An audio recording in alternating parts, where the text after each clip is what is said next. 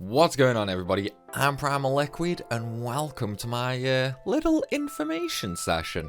So it's no surprise that given my my Overpowered series, you know, my insanely long grinds, a lot of people have a few questions. The main ones being though, like how I plan the overpowered videos, how do I choose a place for them to end, you know, how do I decide what goes into one, and how do I decide what doesn't go into one. Well, we're going to be taking a look at all of that right now, because I'm going to show you guys from start to finish how I make my overpowered videos. And for this, well, it starts off with something a little bit unexpected. It starts off with Excel spreadsheets. Yep, so let's just move on over now. So, okay, here we have Excel spreadsheets. Now, the main thing I use this for is essentially just a little bit of a roadmap. So, for this example right here, we'll use Final Fantasy X. So let's just type that in. Final Fantasy X. So we'll do that as the roadmap for this one, and I'll basically work you guys through how I originally planned my how overpowered can you get before Shiva in Final Fantasy X. Now, at this point, if I was trying to plan, you know, an overpowered series in general, like trying to work out which game I was going to do, what I would essentially do here is I would make a few different game suggestions. So let's just throw on Final Fantasy IX, FF8, FF7, and so on and so forth. So from here, we have a couple of different games that we can work on. Now, obviously, for this one, I'm going to just show off 10, just because it's so much simpler, and I kind of don't want to give anything away. But basically, the next step is I essentially just go through writing all the locations through the game. So for FF10, we obviously start off with Dream Zanarkand, and then from there we have the temple.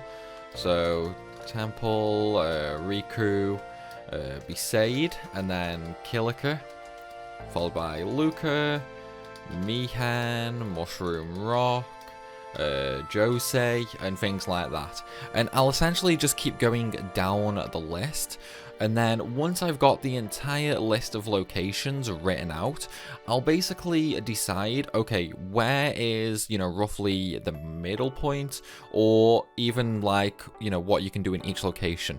Like for a game like FF10, I mean, I know that game off literally the back of my hand, so I knew pretty much from the get-go where my finishing point was going to be.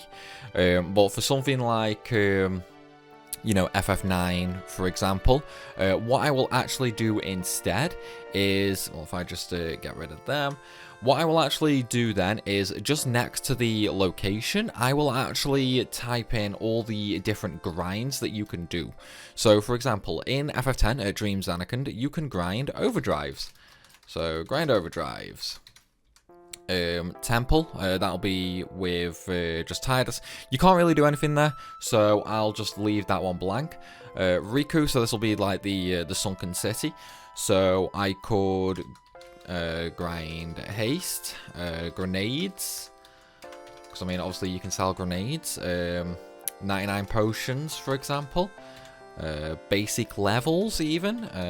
I could even go so far as to grind blitz ace. So, right there, these are all the different things that I could do in the actual temple with, not the temple, the sunken city with Riku. And then from there we have Besaid. Now, obviously Besaid is one of the big ones, because we actually gain more party members and we can do a little bit of grinding. So here I will basically just throw on, you know, like level party before ship. But that is pretty much all you can really do in Besaid, other than maybe... oh wait, one thing I actually forgot with Riku is farm spheres. Because if you don't know, the fish in the Sunken City, you can actually get every sphere type from them, whereas when you're on Besaid, you're limited in the types of spheres you can actually get. So that is one thing you can do there. But yeah, with Besaid, there's obviously a level party before the ship, and then there's the SS Leaky grind as well. Now, the SS Leaky grind is a big one, just because of how much, like how many levels, how much gil and things like that you can actually get from that. In Kilika, again, there's going to be a, you know, there's the Kilika Far East, which isn't really that amazing, so, you know, we can sort of ignore that. Luca, we unlock Blitzball. Now, that was a big one for the FF10 Overpowered, just because of all the items you can get. And then, obviously, you do also have Mihan High Road straight after it. Now, in terms of Mihan, you don't really gain a whole lot, other than level 1 key spheres. Now, this is basically if you don't want to do Blitzball, essentially. So, Mihan is the first location in the game where you will actually be able to get a level 1 key sphere if you don't do Blitzball. But even then, like, you still need to get to the starting area of Mihan in order to unlock Blitzball anyway. So, there's not really much of a difference between these two, other than the fact Blitzball, you know, if you want to get, like, 99 Dark Matters, you're going to spend over 1,000 hours there. And then for Mushroom Rock, this is actually a decent place to grind before, you know, Sinspawn Gui and that. But this is pretty much like the, well, if you're not counting the SS Leaky, this is basically one of the best early game grinds. So, early game grind, but then you do also have Sinspawn Gui, Infinite Arms. Now, if you don't know, Sinspawn Gui, his arms regenerate after 2 turns, so you can actually continually farm those arms. But not only that, you can also do that with Seymour as well, because obviously Seymour is able to one-shot the arms and he starts with 999 MP. So that right there is a pretty decent grinding spot. And then we have Josei. Now, Josei doesn't really have much importance. I mean, obviously, you know, you get Ixion and things like that, but at Josei, there's not really anything there. But after Josei, you have the Moonflow, and then you have Guado Salam, and then you have Thunder Plains. I probably should have actually typed all these out at the start. Thunder Plains, and then after Thunder Plains, you know, you've got Macalania. But obviously, for this point of the video, that was where we finished. But obviously, when I actually come to these planning stages, I will actually go past the initial finishing place. As I said, when I actually start thinking of a roadmap for the Overpowered series, I will actually plan out the entire game.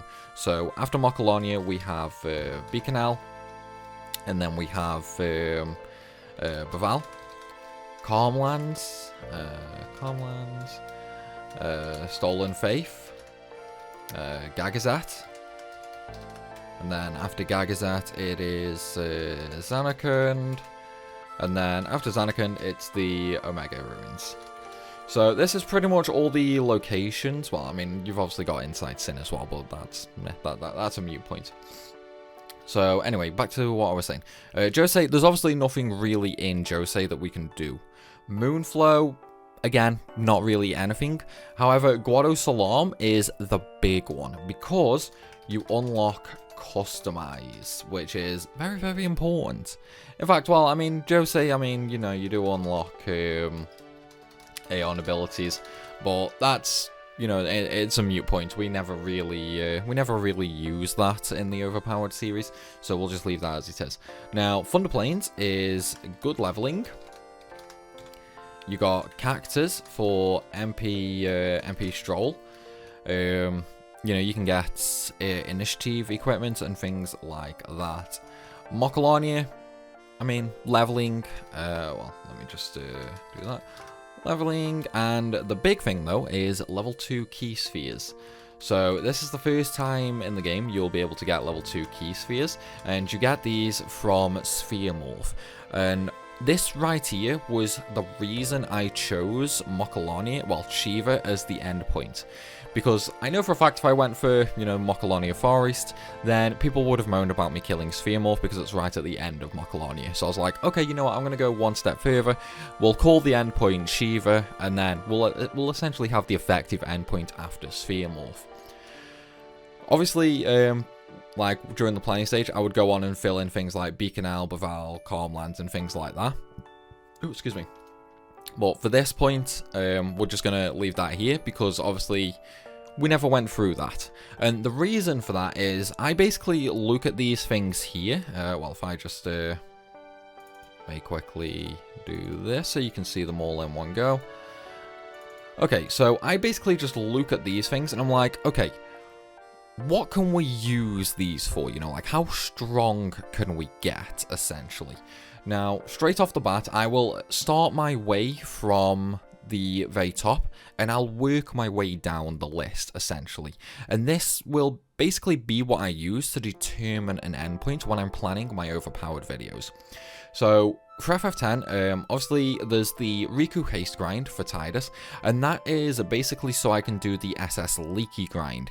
These two go really, really well with each other, because by getting haste, then that allows me to actually do the SS leaky grind in one go without being hit. This means I can effectively completely automate it and never have to worry about a character dying, because without haste, you will still actually take damage from the monsters every now and again.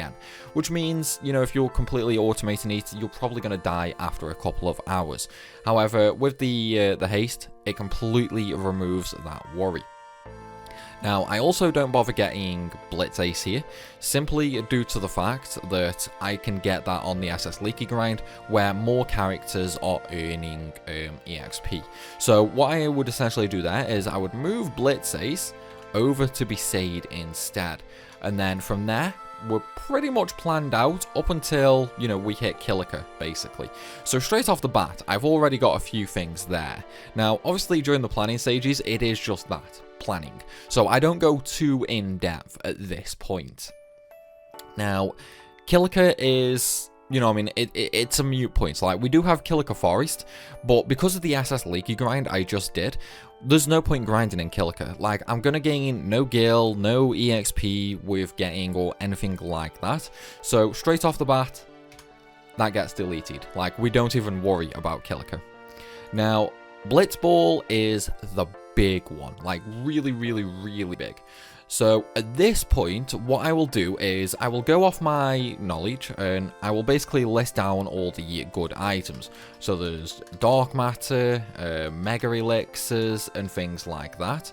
And then what I'll actually do from there is I will actually go and check online lists just to see if there's something I've forgotten, you know?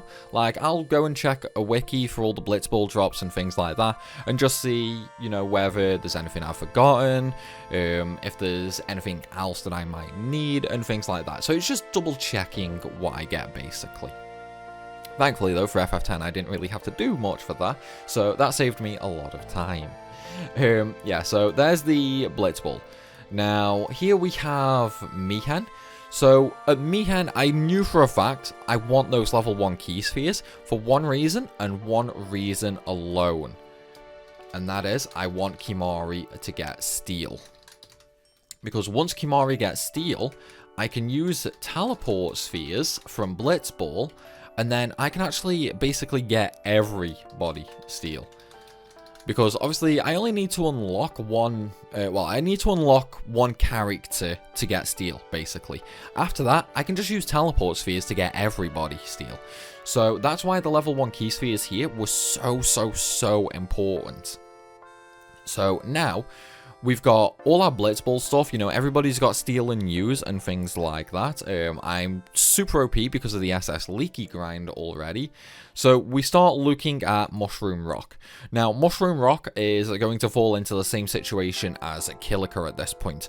I'm already so vastly overpowered that there's simply no need for me to grind the monsters around here or farm Synthspawn Gui. So these can also be deleted at this point. Now, we do have the Aeon abilities here, but again, because, you know, we're so strong, unlocking abilities for the Aeons isn't really going to be that important. I know we have Steel at this point, but there's not really much we can actually teach the Aeons that would be worthwhile. We can use Blitzball for them, but using Aeons is going to be counterproductive given just how strong we are. It's like a battle would end by me just normal attacking before I would even have the chance to summon an Aeon. So that also gets removed, just because it's going to be useless for us. Now, this is the big one. This is where we unlock Customize. This is where we're going to gain like a big chunk of, you know, our effect. Well, it's where we're going to unlock all our gear effects, basically. And this is how we can really make some good progress. So, straight off the bat, we unlock Customize. And this is where Blitzball became super important during the planning stage. Because, obviously, I can get things like Ribbon. I can get Break Damage limits.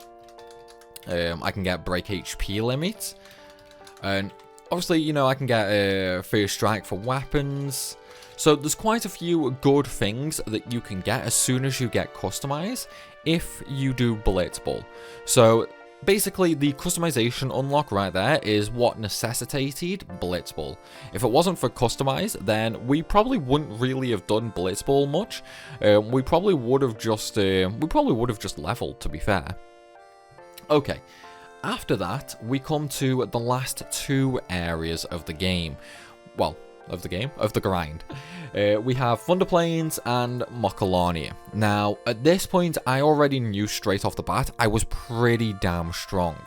We weren't completely overpowered though, but that changed as soon as we got the level 2 key spheres from Spheremorph.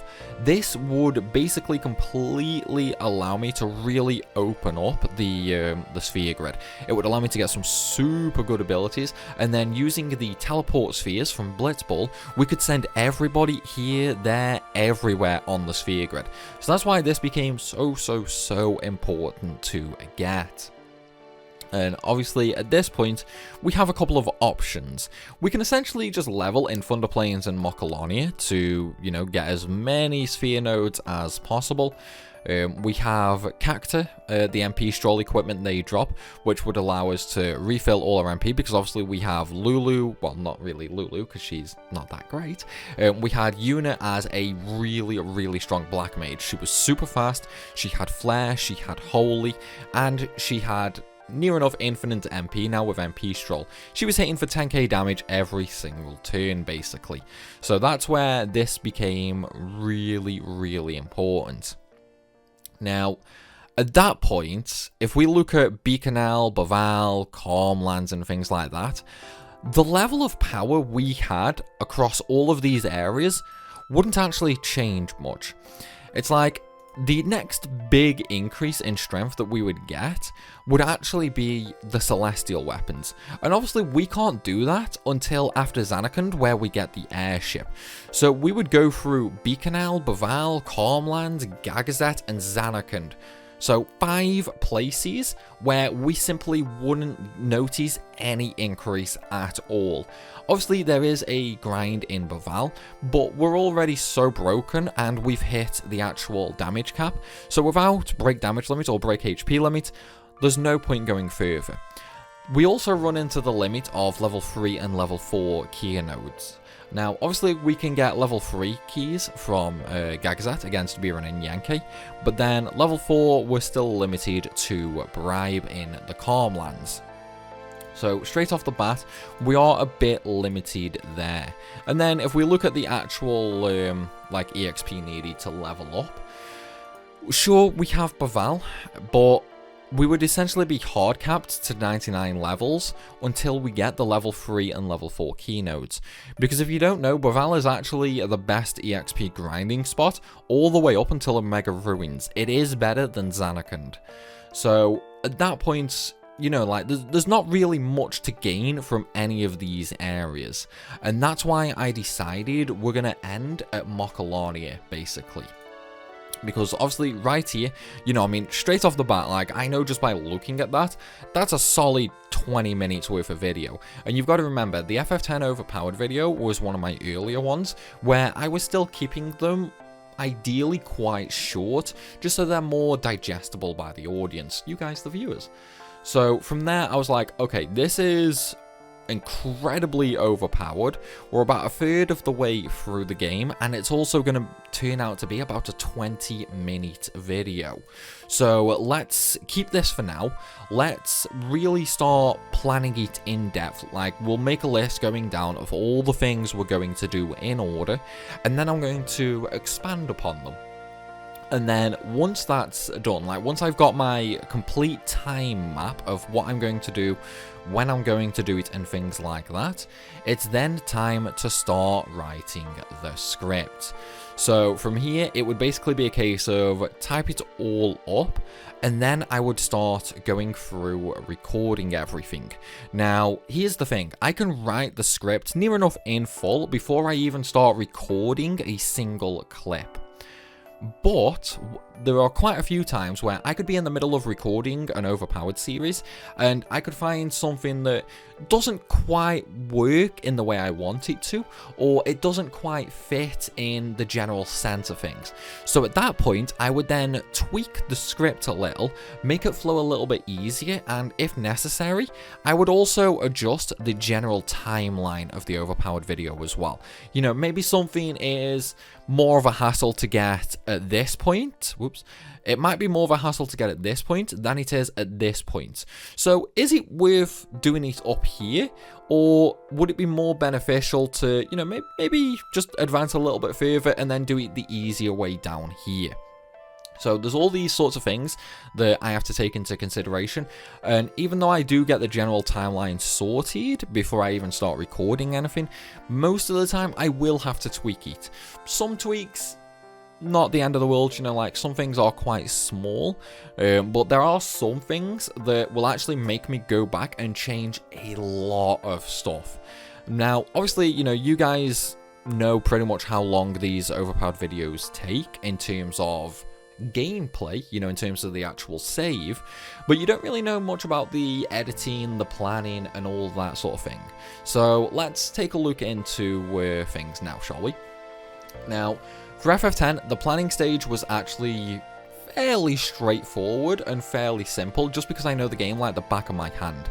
So when I was initially doing the grind, doing the planning, it pretty much went about as fast as I just did it on this video. You know, like I was really looking into everything though, so obviously there's a few more things right here. You know, I wouldn't have skipped Killiker and things like that. And then I would have done the entire timeline where I plan out each individual section. And then from there, I would have gone, okay, what's needed? What's not needed, what's efficient, what isn't efficient, can I speed this up anyway, is it better to do it here or to advance further, you know, like what do I need to do to make this as efficient as possible? That's pretty much where it falls into on the timeline. Once that's done, I then go through, write the script, and then from there, I will then start the recording process. So before I even actually do any recording for the game clips, I'll probably spend about 2 to 3 hours working on the general timeline. But then if I also need to do research, you know, like do I need to double check anything like monster item drops, you know, and things like that. Like, that will typically add a couple of extra hours on, depending on how much I need to look into, what I need to look into, and things like that. Like, the Blitzball thing, for example, that was 15-20 minutes of research. Like, all I really did is I basically just googled Blitzball rewards, pretty much. And then I just went through the list, saw what there was, and I was like, okay, I can use this, this, and this for all these different things. And so that was pretty much the end of the research for FF10. And then we come on to the script. Now, the script will depend on how much information is needed. For example, the latest FF7 Max Overpowered video I just did, obviously, pretty much the entire bulk of that is going to be farming kills for Vincent. So, the script for that was fairly simple and straightforward, didn't really require too many changes or things like that, so I was able to get the script done for that in about an hour. For FF10, however, the normal Overpowered video I did, the script, in terms of wording everything, making everything informative, but not overfilled. Keeping everything concise but also understandable was probably one of the biggest challenges, because obviously I was still new to the Overpowered series, so that actually put me new to scripts in general, to be fair. I mean, it wasn't the first time I'd ever done a script, but it was the first major script, you know, where everything was had to be worked on and things like that. So I probably spent about 3-4 hours on the FF10 script, you know, just all the start, like all the information, all the tweaks, all the rereads and things like that.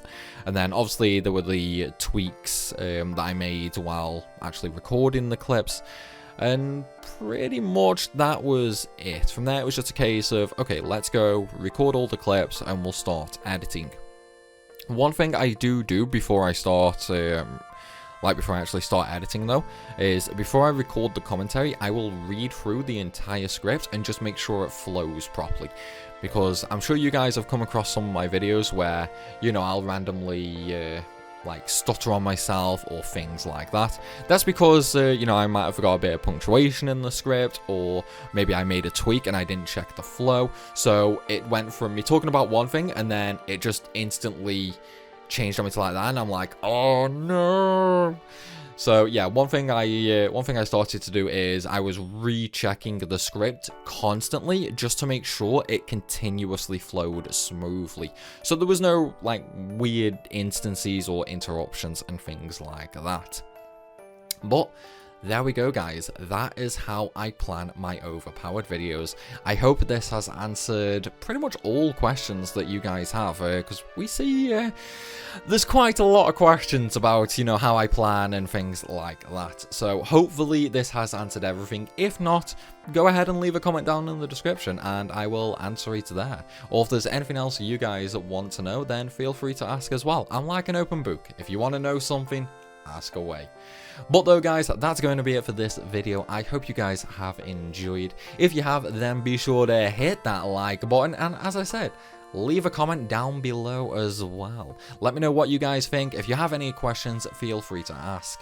And of course, if you are new to the channel, make sure you hit that subscribe button as well. We're coming up to the 100k YouTube play button, so let's all grind it out together, shall we? As always though, everybody, thank you for watching, and I will see you soon.